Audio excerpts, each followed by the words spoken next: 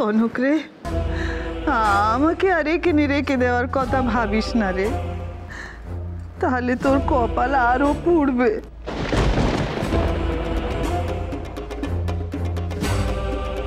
ভুল কথা সব।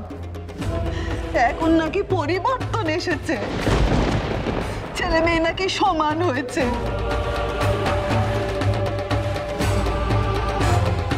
কিচ্ছু হয়নি, কিচ্ছু হয়নি। আজও মেয়ের বাড়ির লোকজনের ঠিক একভাবেই হেনস্থা হতে হয়।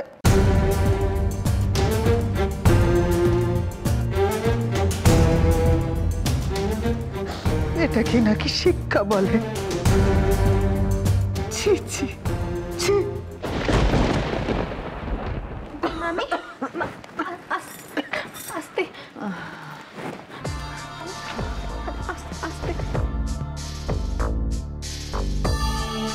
যা তারা পিছু ডাকছে না কেনে? এভাবে হাঁটতে হাঁটতে তো বাড়ির বাইরেই চলে যাব, সব প্ল্যান গুবলেট হয়ে যাবে।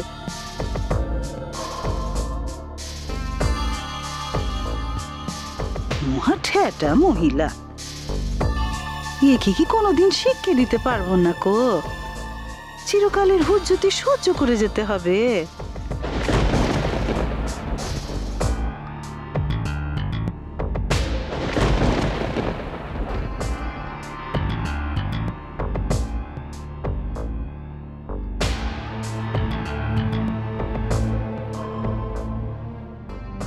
মা বাড়ি চাই করে ওভার অ্যাক্টিংটা করতে গিয়ে পুরো ঝোলালো মনে হচ্ছে। একটা বুদ্ধি দাও গো মা কালী, এই মহিলাটাকে টেলানোর জন্য একটা বুদ্ধি দাও।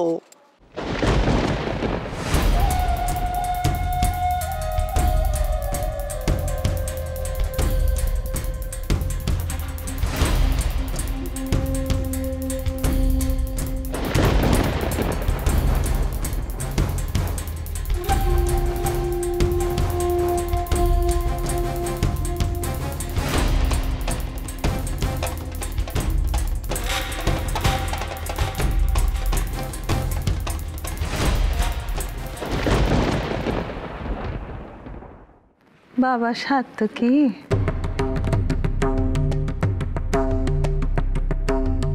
তোমার বাড়ির আর কাউকে তো বলে কোনো লাভ নেই।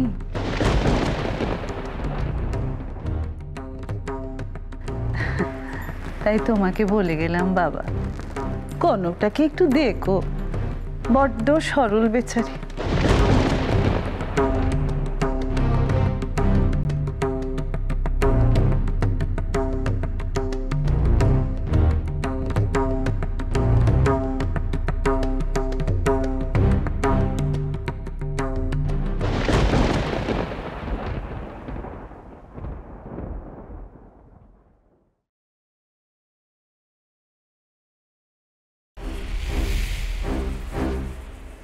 নিজের বউকে চোখের সামনে হেনস্থা হতে দেখেও কিছু বললে না গো, তাই আলাদা করে তোমাকে বললাম আর কি।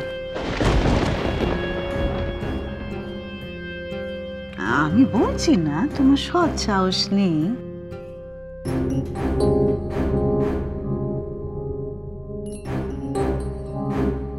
কিন্তু আমার মনে হয় কি বাবা জানো, যে তোমার আর কনকের মধ্যে কিছু একটা হয়েছে।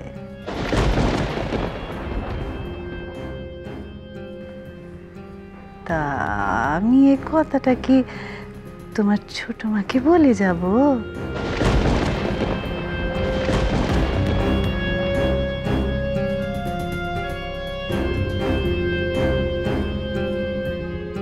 এসব কি বলছেন উনি?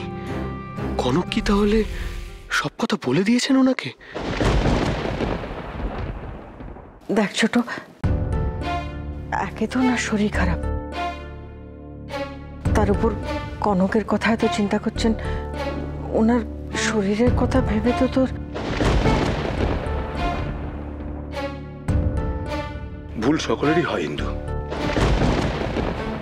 কিন্তু ওনার এরকম একটা শরীরের অবস্থা, এই পরিস্থিতিতে এসব ঘটানোর কি খুব প্রয়োজন ছিল? মিসেস গোস্বামীর একটা কথাও আমি বিশ্বাস করি না। আর কনককে নিয়ে এতটা উনি চিন্তা করেন এটাও আমার মনে হয় না।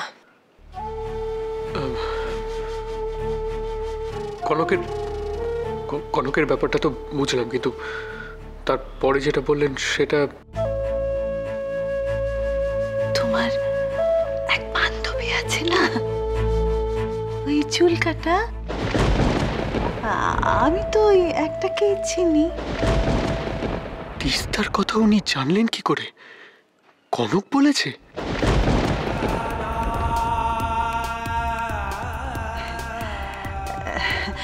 আমি তোমার সঙ্গে ওর ফটো দেখেছিলাম বাবা, দেখে মনে হচ্ছিল তোমরা দুজন বেশ ঘনিষ্ঠ। ফটো উনি কোত্থেকে পেলেন?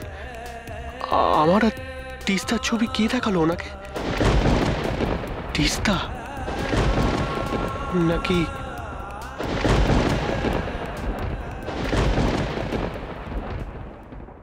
কান ধরে টান দিয়েছি, এবার মাথাও আসবে।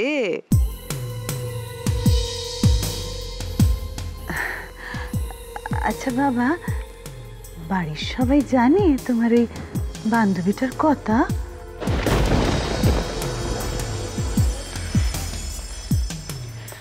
আমাদের কাউকে কিছু বলে কোনো কাজ হবে না দেখে মিসেস গোস্বামী সাত্তকে গিয়ে তার মনের কথাগুলো সব বলছে। তো উনি তো আর জানেন না, ওকে বলে কোনো লাভই নেই, ওর ছোট মার উপর বলার কোনো ক্ষমতাই নেই। সাত্তকী এতক্ষণ ধরে মায়ের কথা শুনছে যখন, তখন মা নিশ্চয়ই কিছু চাপ দিয়েছে ওকে। হাল ছেড়ো না মা, এটাই লাস্ট চান্স।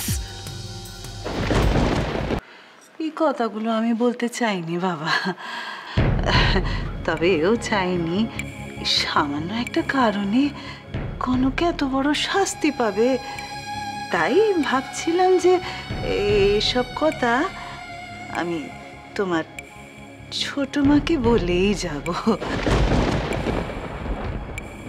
আর নয়তো এত দূর যখন কষ্ট করে এসেছি, তখন 2টা দিন জিরিয়ে যাব। এবার বলো বাবা, বলো তুমি কি করবে? ননি, তোমাকে সিকিউরিটিকে বলতে বললাম না ট্যাক্সি ডাকার কথা?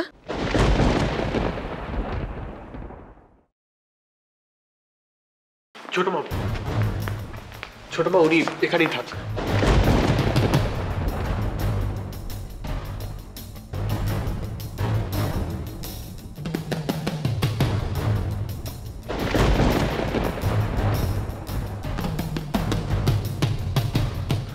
আই মিন, ওনার যা শরীরের কন্ডিশন, আমার মনে হয় না ওনাকে একা ছাড়াটা ঠিক হবে।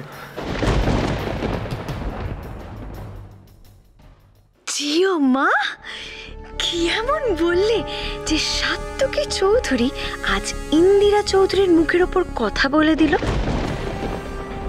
অফকোর্স ফাইনাল ডিসিশন তুমিই নেবে, বাট ওনার বাড়িতে গিয়ে আমি দেখেছিলাম উনি একদম বেড রিডেন ছিলেন।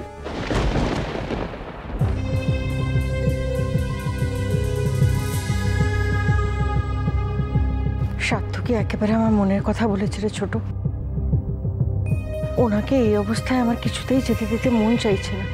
ইন্দু, আমি বলছি কি যে তুমি যেটা বলেছো অন্য সময় সেটা হয়তো ঠিকই ছিল, কিন্তু এখন ওর শরীরের যে অবস্থা দেখছি আমাদের বোধহয় আরেকবার একটু ভাবা উচিত। তাছাড়া উনি এখানে থাকলে ওনাকে ডাক্তার দেখিয়ে একটা চেক আপও করিয়ে নেওয়া যেতে পারে।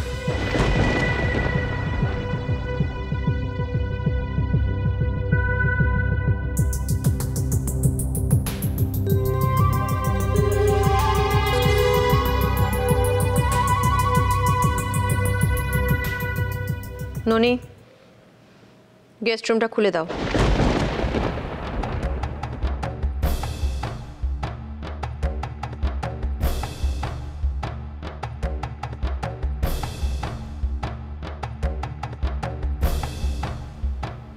আর স্টোর রুমও।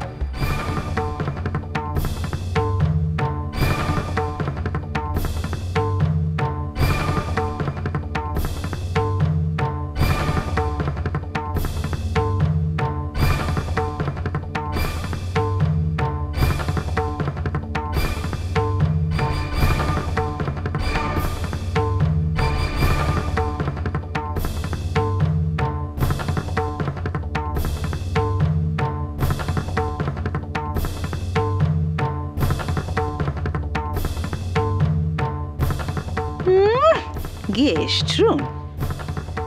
এবাড়ির গেস্ট ওই একজনই, ও হচ্ছে কলক। আজ যাচ্ছে ইস্টোর রুমে, কাল যাবে সদর দরজার বাইরে। তারপরে চৌধুরী বাড়ির বউরানী হবে আবার ওই ঝিলমিল। মা কালী দিব্যি বলছি। এই ঘরটাতে থাকবি? বাবা, এই ঘরটাতে থাকা সত্যিই তো একটা পানিশমেন্ট বটে। হ্যাঁ, তারপর তো জল খাওয়া পর্যন্ত বারণ। চলো চলো চলো চলো চলো পাল্টাই।